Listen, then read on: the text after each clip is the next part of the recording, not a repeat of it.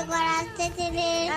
ওটা অজগর নয়, অজগর। ও মামা, ও মামা, তুমি কি কান কালা, চোখে কালো হয়ে গেছো?